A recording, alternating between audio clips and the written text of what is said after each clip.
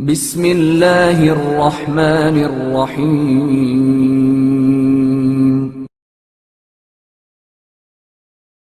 قرض اور عالم برزخ۔ نجف کے ایک عالم اپنی طالب علمی کے زمانے کا قصہ نقل کرتے ہوئے کہتے ہیں، جب میرے والد کا انتقال ہوا تو میں اس زمانے میں نجف اشرف میں علم دین حاصل کر رہا تھا۔ میرے والد کے جملہ امور اور فرائض میرے دوسرے بھائیوں کے ہاتھوں میں تھے، اور اس سلسلے میں مجھے کچھ پتہ نہیں تھا۔ والد کے انتقال کے 7 ماہ بعد میری والدہ بھی اصفہان میں انتقال کر گئیں اور ان کا جنازہ نجف اشرف لایا گیا۔ انہی دنوں ایک رات میں نے اپنے والد کو خواب میں دیکھا اور ان سے کہا، آپ کا انتقال تو اصفہان میں ہوا تھا، پھر آپ نجف اشرف میں ہیں؟ انہوں نے جواب دیا، ہاں، لیکن مرنے کے بعد مجھے یہاں جگہ دے دی گئی ہے۔ میں نے پوچھا، میری والدہ آپ کے پاس ہیں؟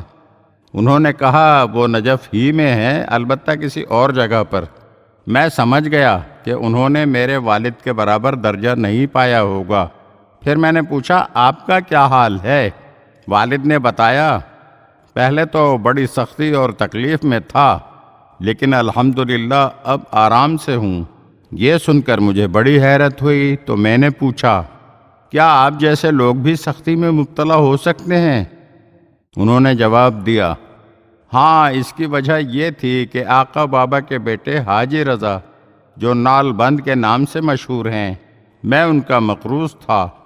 ان کی کچھ رقم میرے ذمے تھی اور وہ مجھ سے لینا چاہتے تھے، جس کی وجہ سے میں برے حال میں تھا۔ سید حسن بیان کرتے ہیں کہ یہ خواب دیکھ کر میں بے چینی کی حالت میں بیدار ہو گیا۔ پھر میں نے اپنے بھائی کو، جو میرے والد کے وصی تھے، اپنا خواب تحریر کر دیا اور ساتھ ہی یہ بھی لکھا کہ وہ اس سلسلے میں تحقیق کریں کہ کیا واقعی اس شخص سے والد صاحب نے کوئی قرض لیا تھا۔ میرے بھائی نے مجھے جواب میں لکھا کہ میں نے حاجی رضا کا نام والد محترم کی فائلوں میں تلاش کیا، لیکن ایسا کوئی نام مجھے قرض خواہوں کی فہرست میں نہیں ملا۔ اس کے بعد میں نے اپنے بھائی کو دوبارہ خط لکھا کہ اس شخص کو تلاش کرو اور پوچھو کہ کیا ہمارے والد نے اس سے کچھ لیا تھا۔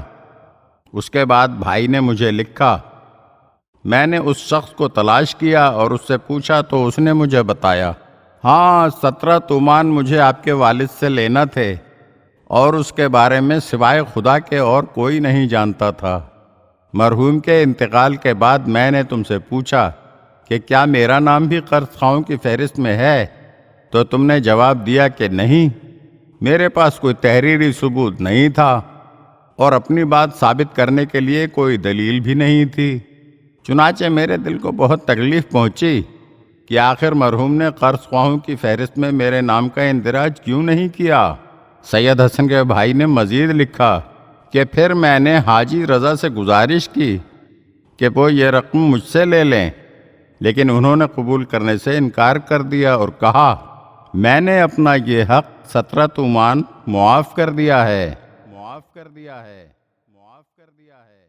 اگر آپ ہمارے چینل کی نئی ویڈیوز دیکھنا چاہتے ہیں تو ہمارے چینل کو سبسکرائب کریں اور گھنٹی کے بٹن کو دبائیے تاکہ ہر آنے والی ویڈیو آپ کو جلد موصول ہو سکے۔ اور ہاں، لائک اور شیئر ضرور کیجیے اور اپنے قیمتی کمنٹ سے ہمیں آگاہ کیجیے۔ شکریہ۔